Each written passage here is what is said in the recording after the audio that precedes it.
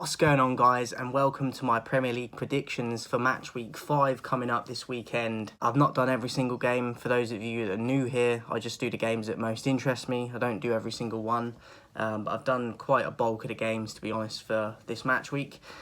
Starting off with Newcastle versus Leeds, I've gone for a draw. I like Leeds, but the way they play, they always leave themselves open on the counter. And I think being at St James's Park, Newcastle haven't had a fantastic season so far, but I think that they will pick up slight points here and there, or 3 points. They could even win this game.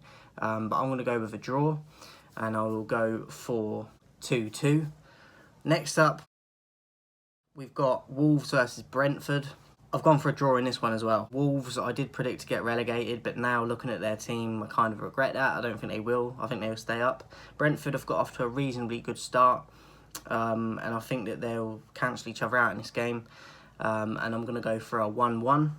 Next up, we've got Burnley and Arsenal. Arsenal just recently getting their first 3 points of the season against Norwich. So they're going to go into that game on more of a positive note and more of a high and belief. Even though they're away. It's a hard place to go to, Burnley, though. I was quite impressed with Burnley in the first half against Everton the other night, and then they just fell apart in the second half. But I'm going to go for a Burnley win in this, a home win, and I'm going to go for 2-0 to Burnley. Next up, we've got Norwich versus Watford. I think this could be a very exciting game with potentially a lot of goals, because they've both got a lot to fight for, and I think they're both going to struggle this year. Haven't got off to the best of starts, either of them.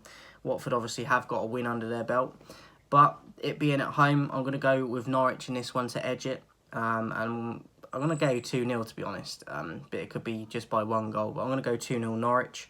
Next up, we've got Aston Villa versus Everton. Everton the other night against Burnley in the first half deserved to lose the game, but the second half they woke up and they did the business.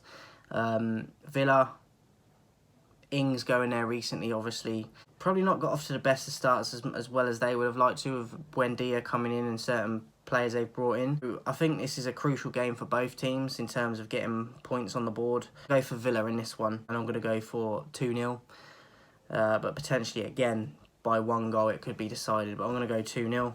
Next up, we've got Brighton versus Leicester.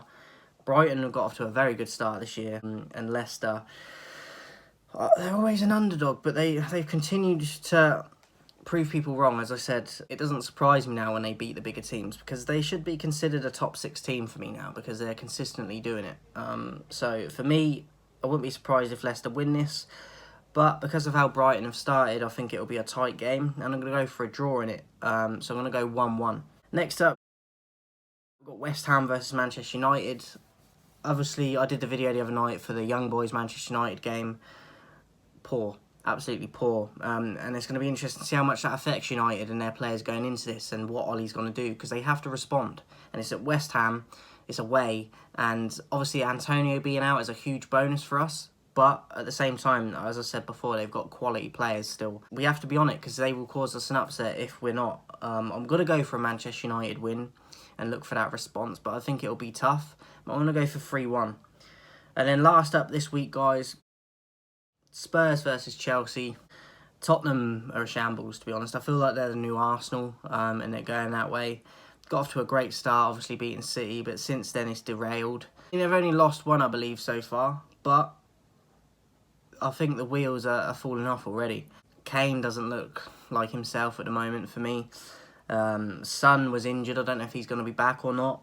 And I just don't think they've got enough creativity, to be honest, in the midfield. And defensively, they get it wrong a lot of the time. So Lloris, I think, is a good keeper for them in goal. But the defence in front of him is not great. And I think that's where it's going to be their downfall. And Chelsea, obviously, with Lukaku coming in, they've just got a quality side in terms of all the signings they did make, but Lukaku especially. And I think he's going to cause them a lot of problems. And because of that, I'm going to go for 2-0 Chelsea, but potentially more than 2. But I will go 2-0 Chelsea and probably Lukaku to get both goals. But I think he will bully that defence. So 2-0 Chelsea. That is it for this week's prediction, guys. Let me know yours in the comments, and what games you're looking forward to. We do a post-match recap and player ratings for the United game on Sunday as well. Well, I definitely will do that. Whether it will be on Sunday or Monday, I'm not sure yet, but that will be coming, so look out for that. And I'll see you guys soon.